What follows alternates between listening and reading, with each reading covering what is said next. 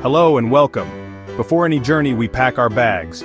But for Japan we also need to pack respect and cultural awareness. Today we'll explore the unspoken rules and taboos of Japan, so you can connect more deeply with the people and places you visit. This isn't just about avoiding mistakes, it's about showing care and gratitude as a guest. By learning these customs, you'll transform your trip into a truly enriching experience.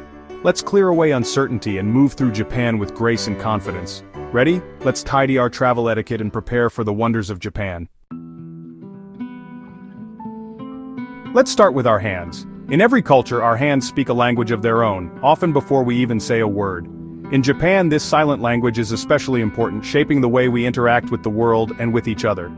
You might be used to pointing with a single finger to indicate directions or objects. But in Japan, this gesture is seen as abrupt, sometimes even aggressive. It can come across as too direct, almost as if you're singling someone out or making a demand.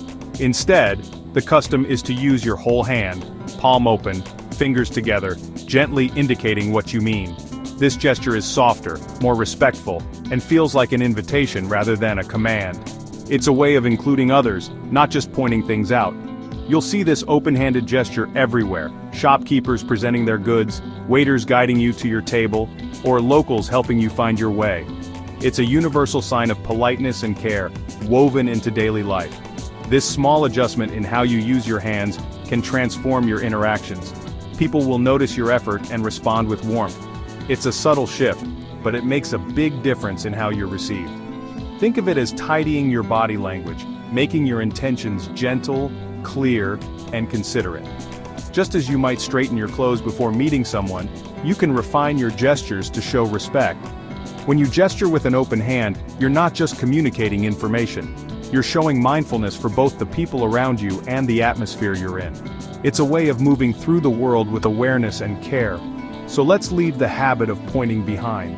Embrace this thoughtful gesture, and you'll find it opens doors, both literally and figuratively. It's a small act, but it signals a willingness to adapt and connect. By adopting this gentle approach, you'll blend into the rhythm of Japanese life. You'll move more easily among locals, and your presence will feel harmonious rather than disruptive. Think of it like choosing a well-crafted wooden hanger over a flimsy wire one. It's a small detail, but it shows care, attention, and respect for your surroundings. Handle your interactions with the same care, and you'll discover more joy in every connection. People will open up, and you'll find yourself welcomed into moments of genuine warmth. By choosing the open hand, you ensure your presence is always polite, harmonious, and in tune with the culture around you.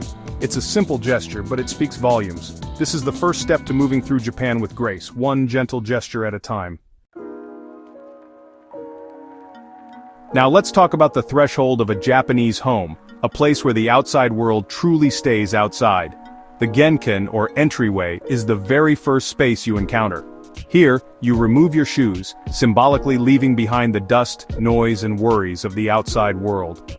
This small but important ritual marks the transition from public to private, from the busy street to the calm sanctuary of home. Stepping inside with shoes is a major sign of disrespect, like tracking mud onto a clean tatami mat. Imagine bringing the chaos of the city into a place meant for peace and reflection. Remove your shoes, face the door, and place them neatly with the toes pointing outward, ready for your next journey. This small gesture shows thoughtfulness and care for your hosts. Often slippers are provided for you to wear inside. These indoor slippers are a sign of hospitality, inviting you to relax and feel at home. Sometimes there are even special slippers just for the bathroom, highlighting the attention to cleanliness in every corner of the house. This ritual isn't just for homes. You'll find it in traditional restaurants, temples, schools, and even some stores. Removing your shoes is a shared practice that connects people across generations and places. Look for shelves or slippers by the door. These are your cues. If you see a row of shoes or slippers, it's your sign to pause and follow suit. The custom is rooted in a deep value for cleanliness and respect for shared spaces.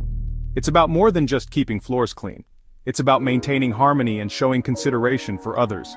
Tatami mats are used for sitting, eating, and sleeping, so keeping them clean is essential. These mats are woven from natural materials and are sensitive to dirt and moisture. That's why the tradition of shoe removal is so strictly observed. Tatami is a symbol of comfort and purity in the Japanese home.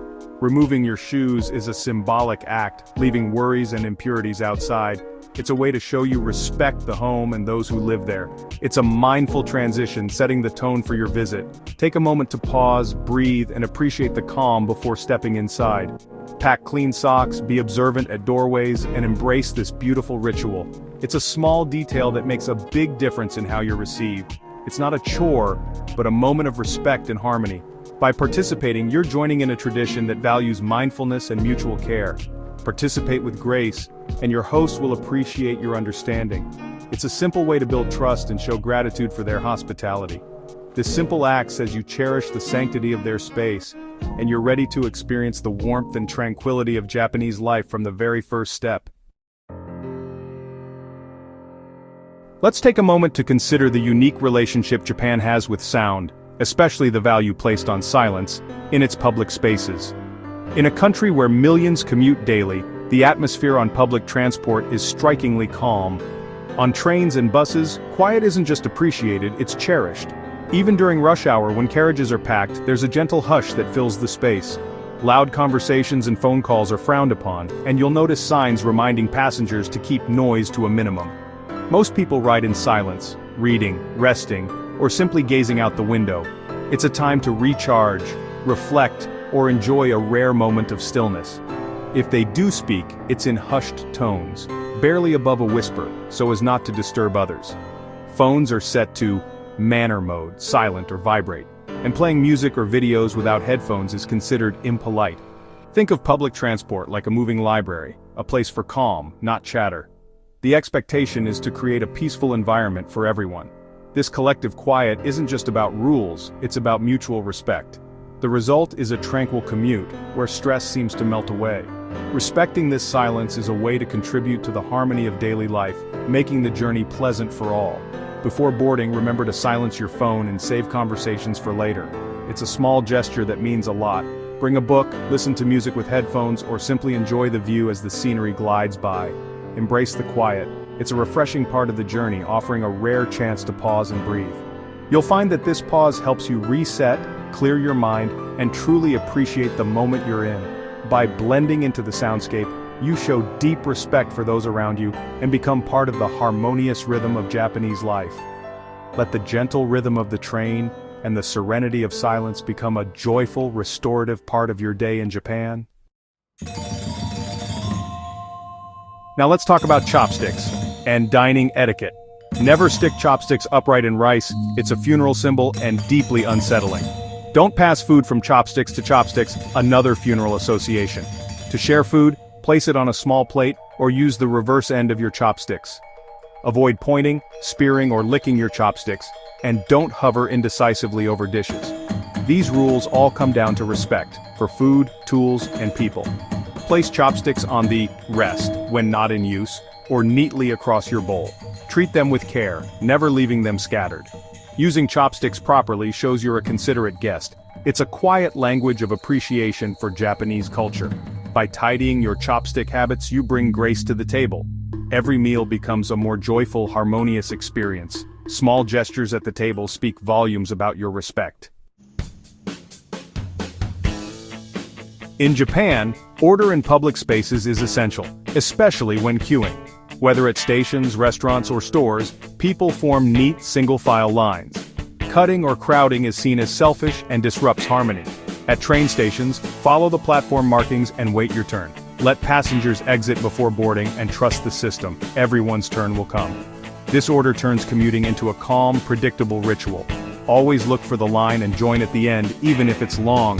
Respecting the queue is more than a rule, it's a core value. It shows you value fairness and the time of others. Think of the line as a symbol of social harmony. By waiting your turn, you contribute to the collective order. It's a simple, beautiful way to be part of Japanese society. Let's address a personal topic: blowing your nose in public. In Japan, it's considered impolite and unsanitary to blow your nose loudly in public spaces.